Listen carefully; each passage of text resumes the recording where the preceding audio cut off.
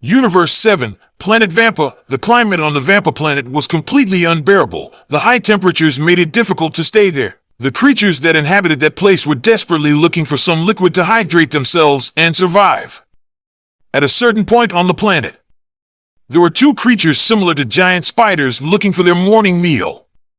In times past, they went out to make this journey on their own, although now they looked for their food in a group due to the powerful alien that was living on the same planet. Both creatures were walking as normal without caring much about the hostile heat that took over the area. They were already used to these high temperatures anyway. Out of nowhere, the earth began to shake suddenly and inexplicably. The colossal spiders began to lose their temper.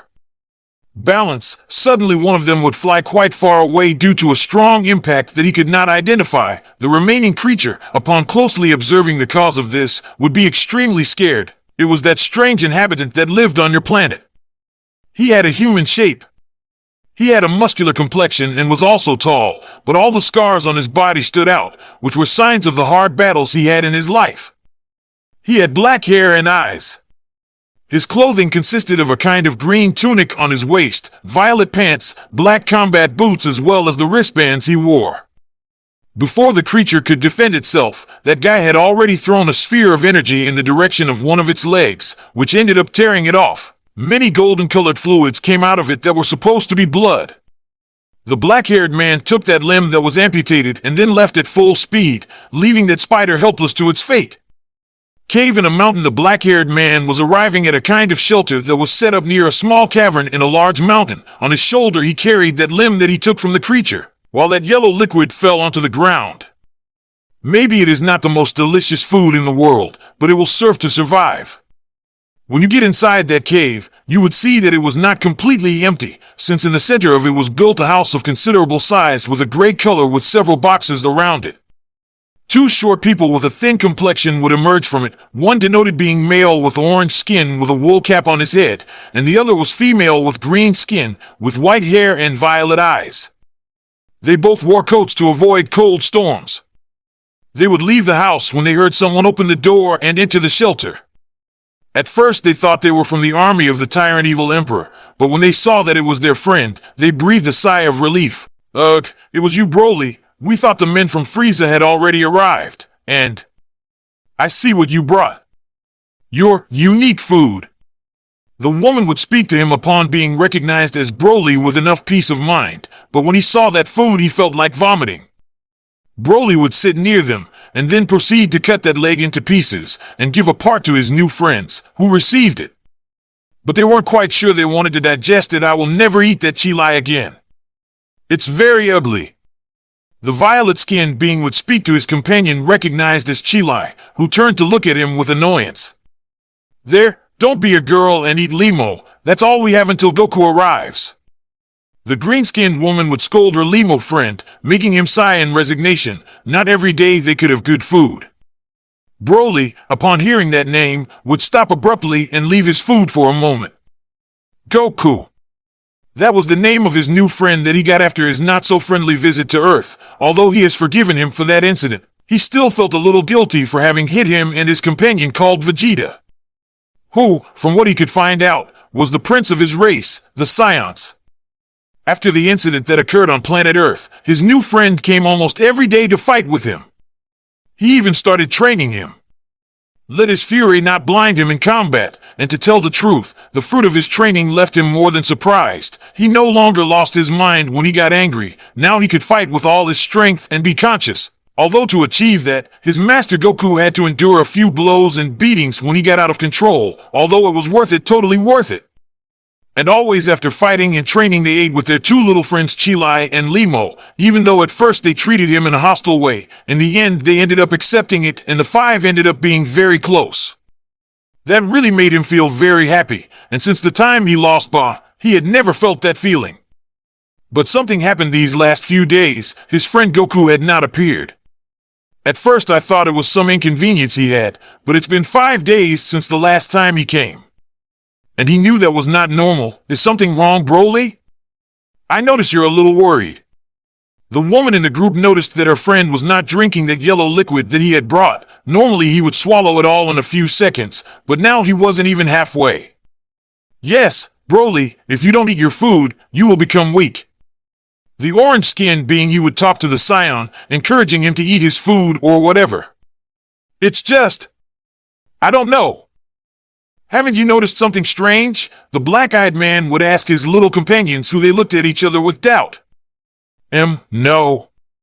Everything remains the same, the unbearable weather, the horrible food. Nothing out of the ordinary. Limo would speak, receiving a nudge from his friend. No. I'm not referring to the planet. Goku hasn't come in a week, it's something very strange. Broly would explain, making his companions understand, and now that they thought about it carefully, his great friend was right. The Scion from the Earth had not come to see them for a long time, quite strange, since he always warned when he was not coming or when he would be absent. Maybe he just had some matters to attend to with his family. Remember that a few weeks ago his wife died. Limo would speak with the intention of making the person think. Scion about that possibility, but to tell the truth he was not entirely sure. No, it must be something else. I'm sure, my instinct never fails. Hey, how long until let's go away? The tall being would ask. Sheila would see the boxes that were left around the house, and would think for a moment. If the calculations don't fail me.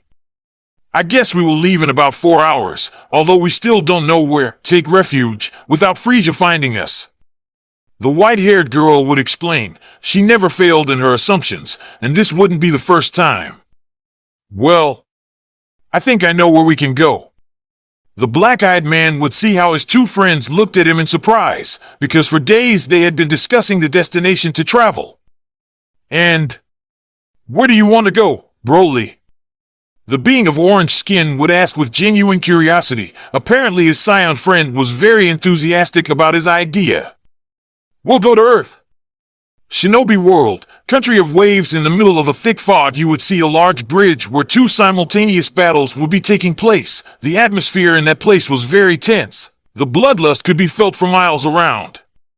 Each person gave their best to survive, although both were fighting for something, and that was the destiny of the country of waves. One of the battles was between the two Genin of Team 7, Naruto and Sasuke, who were fighting against the hunter they had seen days ago, the same one who saved Zabuza on that occasion. The three were inside an ice dome that resembled mirrors. Katan, Gukaku no Jutsu, Fire-style Fireball Jutsu. Sasuke would exclaim and then expel a large fireball from his mouth at one of the hunter's reflections, but nothing would happen. He couldn't even break it. They were quite resistant from the looks of it. It won't work, child. Nothing and no one can destroy these ice mirrors. I am invincible in this place. The hunter would see through the reflections, like Sasuke. He ground his teeth in a sign of annoyance when he saw that he couldn't even break said mirrors. He felt completely useless in the situation. But something that caught his attention the most was seeing his rival Uzumaki quite calm. As if all this were normal. That's enough, Haku. That's enough. Naruto would speak calmly and seriously, earning a gasp of astonishment from the ninja inside the mirrors, and a confused look from the Uchiha, who didn't understand anything. But how? The brunette did not understand how that blonde ninja discovered his identity. He never told anyone. He even changed his voice slightly to go unnoticed. But I couldn't fool that child. He was completely crazy. I had already told you that day. I'm not an idiot. I can feel your energy. I'm a sense of the blue-eyed guy was talking to. Complete seriousness, something that left the Uchiha somewhat confused. Well, his friend never behaved like that. That masked man would come out of the mirrors, removing his mask, leaving the black-haired man even more confused, who did not understand how those two knew each other. You know I have to do it, Naruto. I have no choice. These are Zabuza-sama's orders. He is my owner and I am just his tool. I must obey. Haku would see how Naruto would frown at such a response. Something greatly bothered him. I could tell in that look. So this is the way you protect your loved one? By being nothing more than a puppet that he can throw away whenever he wants. Haku, please, this is not right. You are much more than a simple weapon. You are a damn person. You have rights and feelings like all of us. Haku would open his eyes in surprise. No one had spoken to him that way in years, since his mother's death.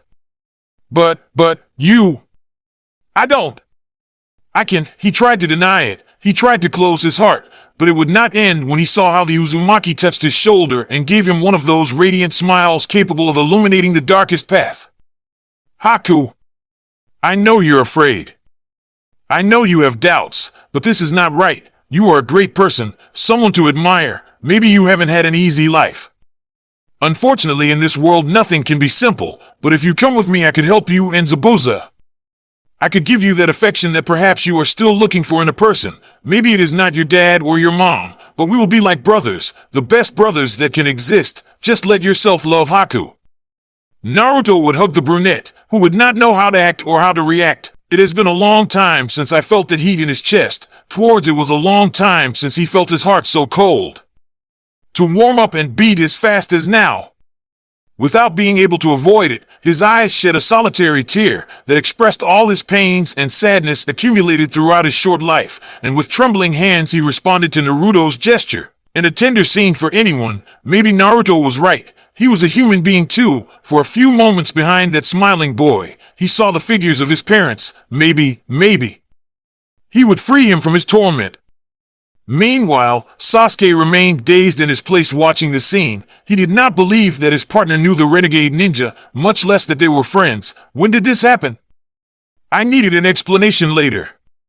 When separating from the hug, Haku would tell his story to the two Jiren, the massacre and the war in the country of water, the death of the people who had RANAGE.g I bloodline, and finally the death of his family at the hands of his own father. The two members of Team 7 would understand the pain of the words in the boy, especially Sasuke, since they both shared a very curious similarity, the death of a loved one at the hands of another. Without a doubt the boy was very strong because of everything he had to go through being just a defenseless and innocent child.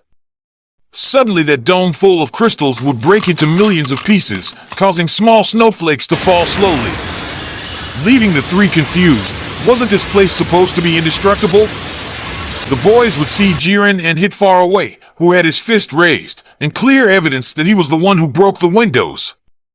Haku was with his mouth open. That guy? He destroyed his most powerful technique with just a simple blow. So here they were.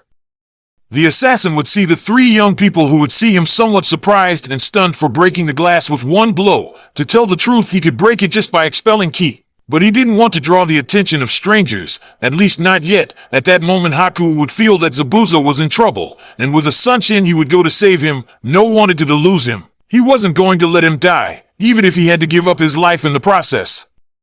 Zabuza would live. Oh no! We have to stop Haku before he does something stupid.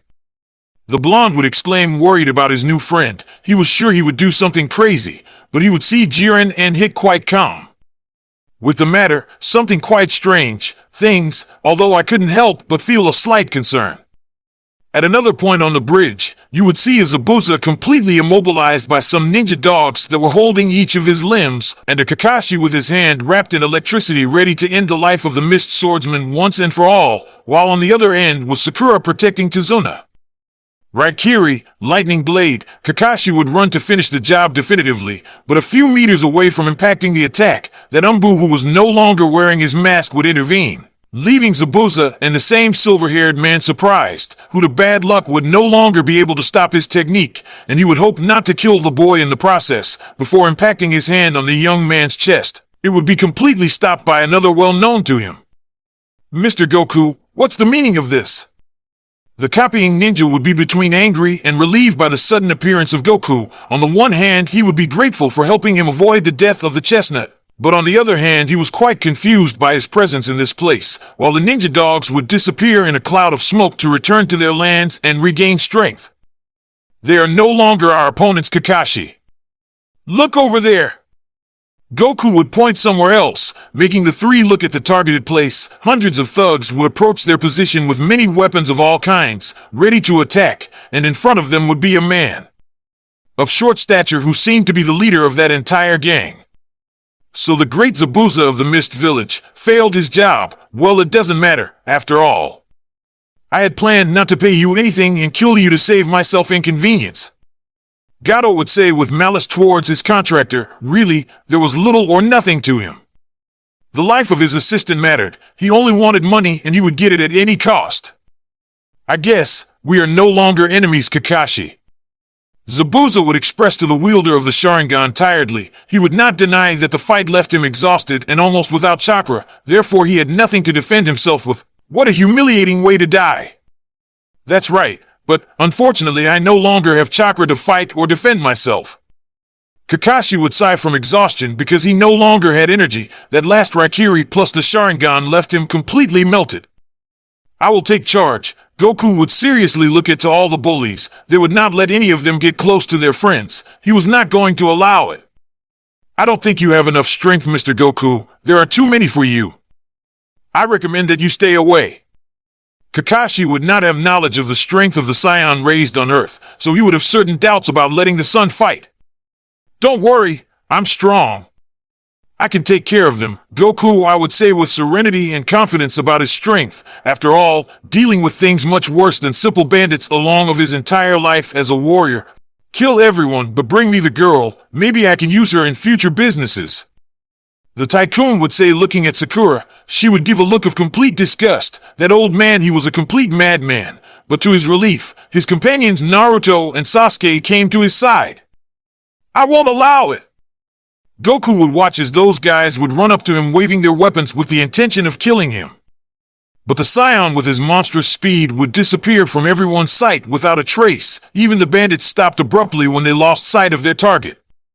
Team 7 would watch somewhat dazed as the thugs would fall one by one and they couldn't see anything when everyone was completely unconscious. The black-haired man appeared in front of Cat, who was amazed and scared by how his men fell like sacks of potatoes without any effort, plus that strange man was looking at him.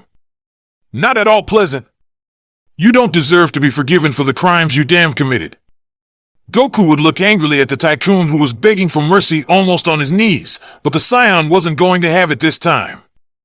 Tazuna told him the sad truth of his people, and that thanks to this guy they were in misery, and the warrior was not going to let him leave alive. He would not let him continue ruining more lives ever again. The Scion would extend his hand with the palm open to Cat's face, who was already crying from fear and panic. Reaching out with his right hand, he would create a sphere of ki, leaving the Konoha Jounin stunned, thinking that this man had managed to master the fourth Hokage's technique, and then throw it at the little bandit and thus be able to end his life forever. Gato would begin to scream in agony and would begin to disintegrate thanks to the attack of the jet, leaving everyone speechless, those present for such a technique never seen before. He didn't even use hand positions. When it was all over, Goku returned with the team with a big relaxed smile, ignoring the comically surprised faces of all the shinobis. It's finally over. These people will have what I always hoped for, a new tomorrow. They deserve it. The Scion would express clearly happy to see that finally the country of waves would stop being under the tyranny of the tycoon and they could be free once and for all. Minutes after all that conflict, all the people of the village led by Inari, Hit and Jiren were arriving with sticks and torches to finish off Gato. The two warriors from Universe 6 and 11 guided them to where Son Goku's ki was, but they would be a little disappointed to see that the Scion had already finished off the tyrant. Although in the end everyone screamed with happiness when they saw that they were finally free from the evil businessman and could get out of the darkness in which they were immersed. Starting today, it would be a new beginning for the country of waves.